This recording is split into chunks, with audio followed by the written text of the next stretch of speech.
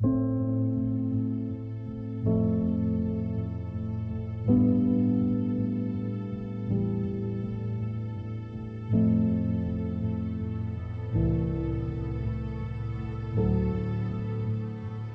football americano è tante cose. È disciplina, sono ben chiari i compiti, responsabilità e livelli di interazione. È studio e serve elasticità mentale, quindi non basta studiare, poi bisogna mettere in atto quello che si è studiato. Poi se tu mi chiedi che cos'è una partita di football, io posso dirti che è una fantastica partita di scacchi giocata con esseri umani.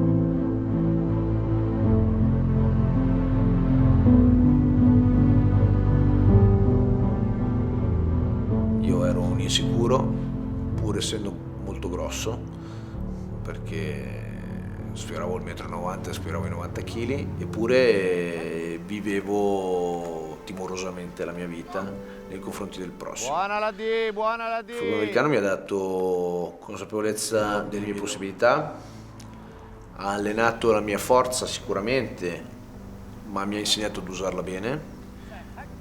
Mi ha insegnato la sopportazione del dolore Dai, buona, buona!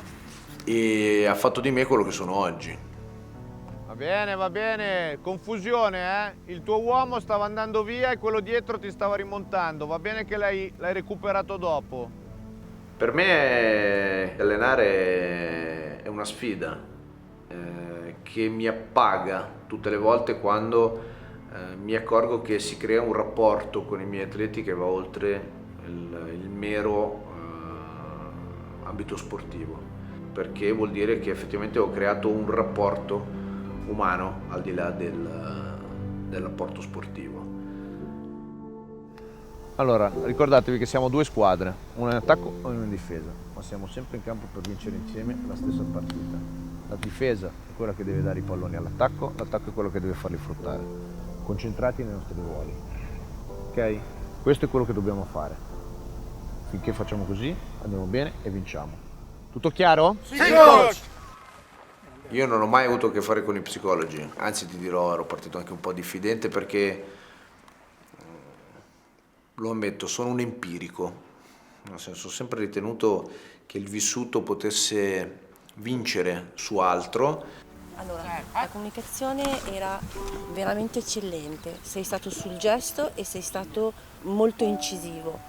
Fai attenzione che tu hai un gruppo, è un gruppo di giovani, quindi nel momento in cui tu comunichi col singolo devi dare un feedback sullo schema generale a tutto il gruppo, perché essendo così giovani non ce la fanno a tenere insieme lo schema globale. Mi sono invece consapevolmente all'età di 42 anni reso conto che ci sono delle problematiche che non puoi migliorare se non attraverso qualcuno che ha effettivamente approfondito l'argomento, è in grado di porre le domande giuste e indicare delle strade percorribili al di fuori di quello che effettivamente era il tuo scibile.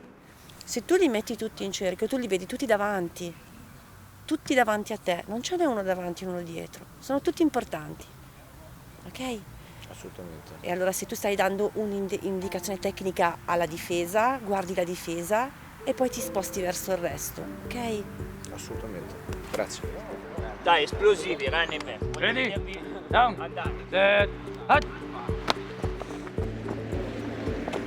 No, inside, il nome già ti dice tutto. Inside e dentro, ok? Cioè tu fai il passo, prendi la palla e poi vai dentro il buco, ma deciso. Cioè, se giochiamo a football come giochiamo a calcio abbiamo sbagliato tutto, Dai. Volevo confrontarmi con voi sull'Harry, perché oggi l'ho visto molto giù. Dopo il secondo infortunio e il rischio di un altro intervento al ginocchio, lo capisco.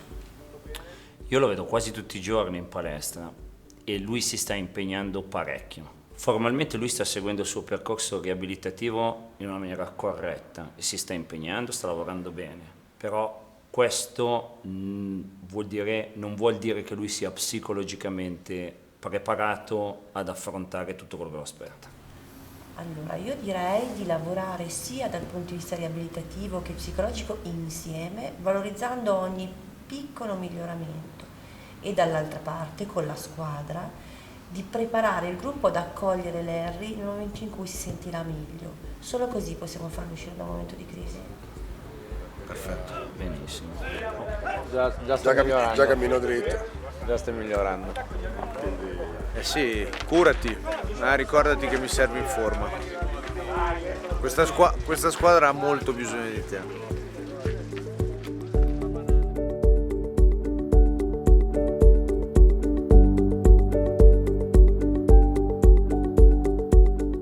Mi sono accorto fin da subito che cercare di scorporare il lato umano dal lato atletico di un qualsiasi ragazzo di oggi è fondamentalmente sbagliato.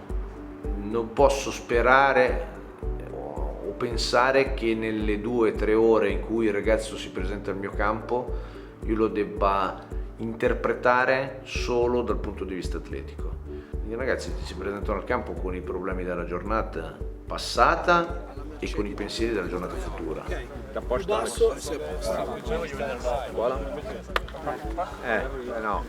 me lo devi dire. Non me lo devi dire. Mi devi dire sì, va bene. No, non me lo devi dire per farmi contento. Me lo devi dire che lo fai. Ci sono 3-4 elementi di psicologia che mi hanno sicuramente formato e che porto sempre con me, non solo all'interno del campo, non solo con i miei atleti, ma addirittura all'interno della mia famiglia. Ho imparato di non essere mai solo repressivo, ma di sì, fargli capire che hanno sbagliato, ma poi cercare sempre il confronto. Ripongo fiducia, vedo il risultato, può anche essere che mi arrabbio, non lo escludo, anzi, capita, ma immediatamente riprendo il controllo e cerco di chiudere l'esperienza con una critica costruttiva. E questo è sicuramente stato un percorso che ho maturato grazie alla psicologia. Tutto è fatto perché voi possiate acquisire quello che serve poi per giocare. Quindi non siate approssimativi, non lo siate sul campo in allenamento, per non esserlo nella vita, per non esserlo a scuola. Sono le stesse cose, come quando la professoressa vi dice fatemi una ricerca e fate 4 righe striminzite.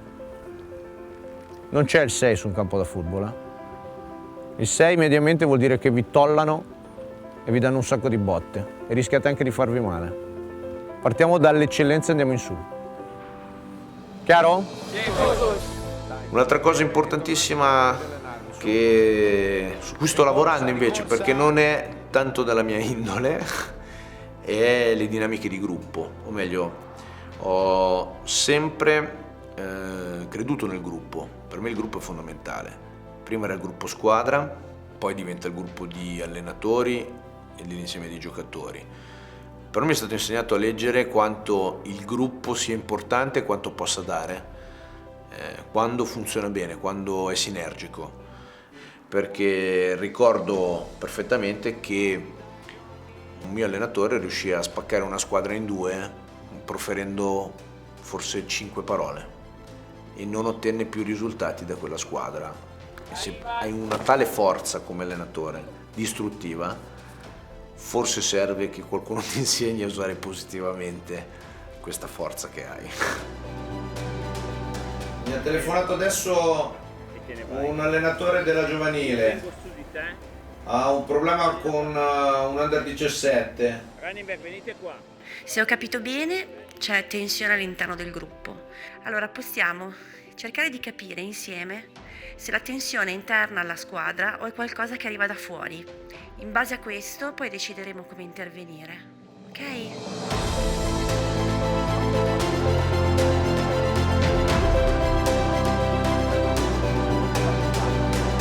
Oggi invece cerco di affrontare il non detto, cerco di confrontarmi con loro, di ascoltarli, di cercarli di premiare, ma soprattutto di ricordargli qual è la mission della nostra squadra.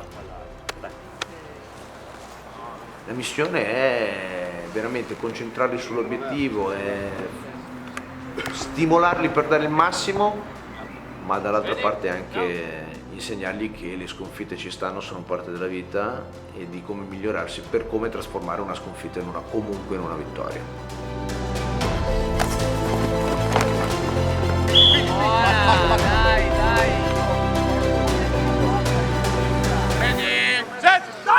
Io ho vinto quando sono riuscito a far partire questo gruppo l'anno passato, quando ho messo insieme un buon gruppo di allenatori che cooperasse, quando sono riuscito a dare i giusti stimoli alla squadra per ambire a un obiettivo grande e quando ho permesso questa macchina di arrivare alla finale.